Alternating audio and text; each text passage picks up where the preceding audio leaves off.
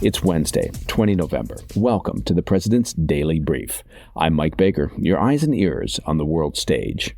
All right, let's get briefed.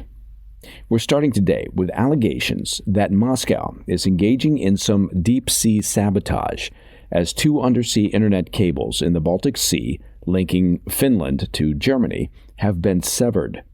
European leaders are pointing fingers at Russia, calling it a potential act of hybrid warfare. We'll have the details. Later in the show, newly uncovered documents reveal that Germany's armed forces have begun executing a covert strategy called Operation Deutschland, a 1,000-page blueprint for preparing for large-scale conflict. Plus, American diplomats are in Lebanon this week as reports emerge that Hezbollah has agreed to a U.S. ceasefire proposal that could, I say could, and that would mean possibly, bring an end to the war with Israel. And in today's back of the brief, President-elect Trump has made another major decision regarding his second-term cabinet, choosing a China hawk to lead the U.S. Commerce Department. But first, today's PDB Spotlight. As the conflict in Ukraine takes a sharp turn towards further escalation this week, it appears Russia is also seeking to intensify their shadow war against Kyiv's NATO allies. European governments accused Russia on Tuesday of expanding their hybrid attacks on Ukraine's Western allies after two critical internet cables in the Baltic Sea were severed in quick succession late Sunday evening. One of the cables links Finland and Germany, while the other connects Sweden to Lithuania. While an investigation is ongoing by European authorities, officials suspect the Kremlin is behind this major act of sabotage. That's according to a report from the Wall Street Journal. Baltic countries, such as Lithuania, have boosted surveillance of their waters in response, though European leaders have so far stopped short of directly accusing Russia. Germany's defense minister said, quote, "Nobody believes that these cables were accidentally cut off. Therefore, we must conclude, without yet knowing specifically who was behind it, that this is a hybrid operation," end quote. Preliminary findings from the investigation suggest the cables were likely cut in Swedish economic waters in an area where the two cables briefly intersect. Given the damage, investigators have concluded it must be the result of human interference rather than a natural event. Officials said the incident has caused only minor disruptions to internet and telecommunications services, adding it will likely take up to 15 days to repair the damage. Still, the incident represents an escalation as these marine fiber optic cables are a critical piece of global communications infrastructure that provide internet and telecommunications connectivity to virtually every corner of the world.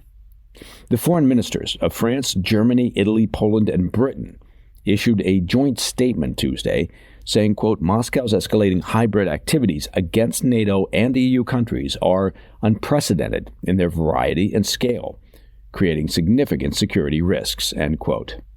Leaders in Warsaw said if such attacks continue, they will close all remaining Russian consulates in Poland. The incident came just weeks after U.S. officials warned Russia was assembling a, quote, "sabotage unit" consisting of submarines and drones to target underwater internet cables under the direct orders of the Russian Defense Ministry.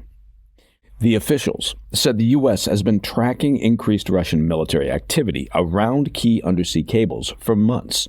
Now, I want to stress again that these cables serve as the backbone of internet and telecommunications traffic around the world.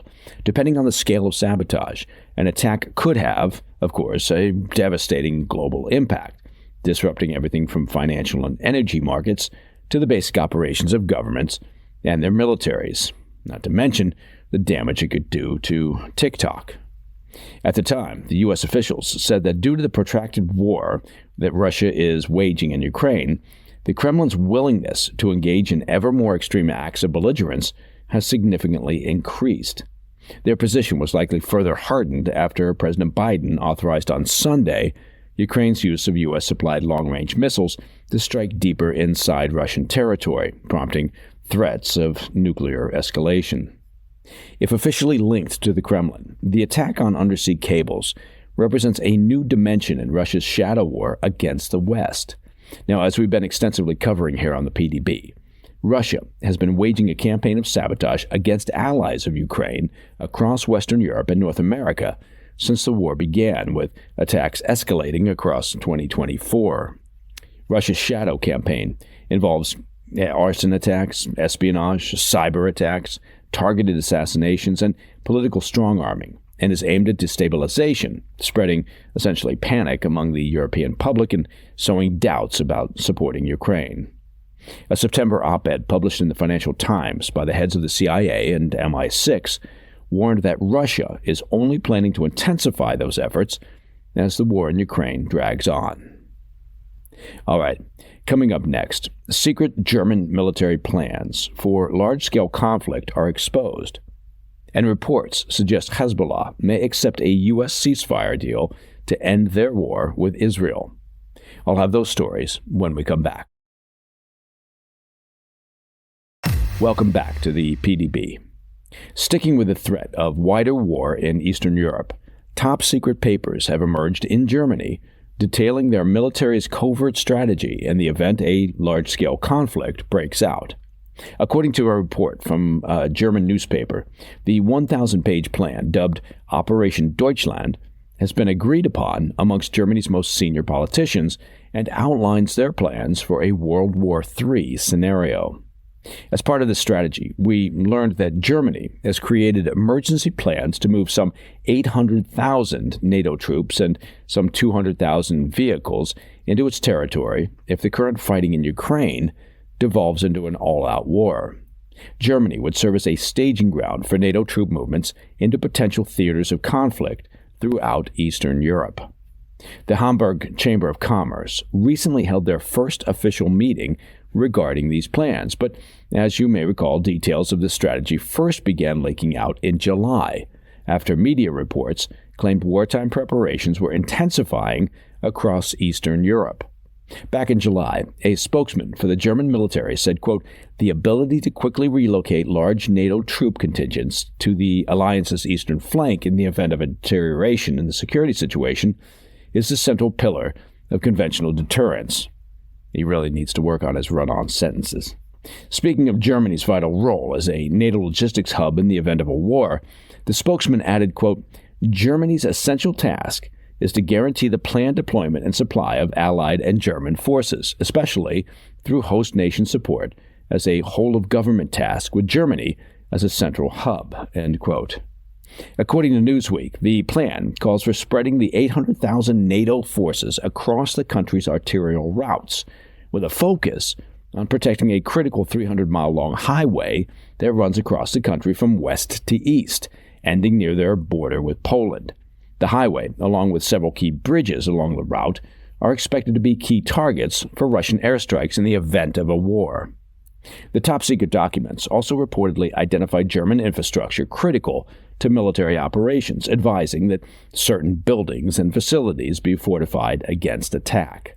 Additionally, it outlines plans to make German industries more self-sufficient, advising companies to build their own diesel generators or wind turbines, wind turbines should do it, to limit the impact of potential attacks on their power grid or energy supply lines. An official with the Hamburg Chamber of Commerce said, quote, "We must raise awareness of how important a well-prepared and resilient economy is for Germany's civil and military defense," end quote. Now, Germany isn't the only European country accelerating wartime preparations. On Monday, officials in Sweden distributed millions of pamphlets to their citizens advising how to prepare for war. Among other things, the pamphlets discuss the country's early warning systems and how to seek shelter during an air raid. Similarly, Norway has sent instructions to their citizens on how to manage on their own for up to a week if a war breaks out. I think they should be able to manage for up to a week on their own. Finland also recently released a digital booklet advising their citizens on how to prepare, quote, "for incidents and crises." These European nations have good reason to be concerned about which direction the war in Ukraine may turn. All right, shifting to the Middle East.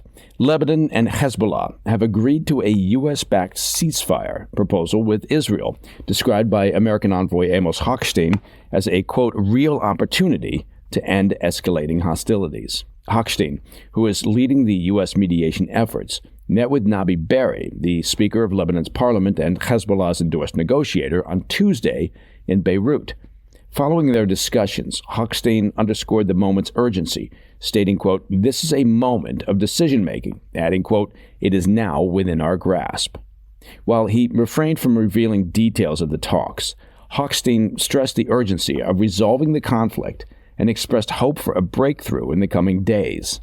Lebanon has expressed cautious optimism about the proposal. An aide to Berri confirmed that a written response had been submitted to U.S. Ambassador in Beirut, Lisa Johnson, on Monday.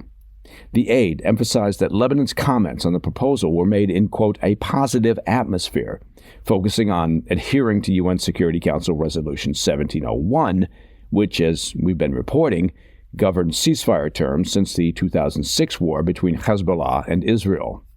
The resolution includes provisions banning Hezbollah activity in Lebanon's southern border zone up to the Litani River, terms that have historically been violated, raising questions about enforcement. Berri told an Arabic news outlet that the agreement was, quote, "good in principle," but noted unresolved technical issues. He reiterated Lebanon's reliance on the U.S. to guarantee Israeli commitments, framing this assurance as essential to Lebanon's involvement in the process. Israeli officials have acknowledged the ongoing negotiations, but remain skeptical. Energy Minister Eli Cohen insisted that Israel's demands, including the removal of the Iran-backed terror group from the Israel-Lebanon border, must be met before any agreement is finalized. Prime Minister Netanyahu struck a defiant tone, vowing to, quote, "systematically operate against Hezbollah even if a truce is reached." That's a position that Lebanon condemned as a violation of its sovereignty. All right, coming up in the back of the brief, Donald Trump plans to nominate Cantor Fitzgerald CEO Howard Lutnick as Commerce Secretary, signaling an aggressive economic stance towards China. More on that when we come back. In today's back of the brief, President-elect Donald Trump tapped Howard Lutnick, he's the CEO of financial firm Cantor Fitzgerald, on Tuesday to head the Department of Commerce.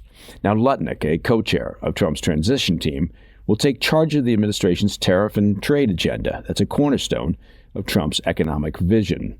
A longtime ally of Trump, Lutnick has been a vocal supporter of his policies, like the proposed 60% tariff on Chinese goods and efforts to ease tax burdens for Americans. Describing himself as a, quote, "strong capitalist," Lutnick praised Trump's, quote, "competitive growth model" for prioritizing innovation and job creation. For background, the Commerce Department is a pivotal agency at the intersection of business and national security and plays a critical role in restricting the flow of sensitive U.S. technology to competitors like China. Lutnick's leadership is expected to intensify efforts to counter Beijing's ambitions in semiconductors and artificial intelligence, while advancing policies that protect American manufacturers and workers. Now, Trump praised Lutnick in a post on Truth Social, referring to him as a, quote, "dynamic force on Wall Street for more than 30 years, and emphasized his bold approach to economic reforms. Known for his advocacy of tariffs, Lutnick, according to the New York Times, stated in a podcast interview last month, quote, "Don't tax our people, make money instead. Put tariffs on China and make $400 billion. Lutnick advocates for using tariffs on China as an economic tool, arguing that they could generate significant revenue for the U.S. government. Additionally, Lutnick's tenure at Cantor Fitzgerald, a firm deeply invested in cryptocurrency and real estate, signals a potential shift in the Commerce Department's priorities. His expertise could expand the department's focus to include emerging technologies such as digital currencies as tools to keep America competitive on the global stage.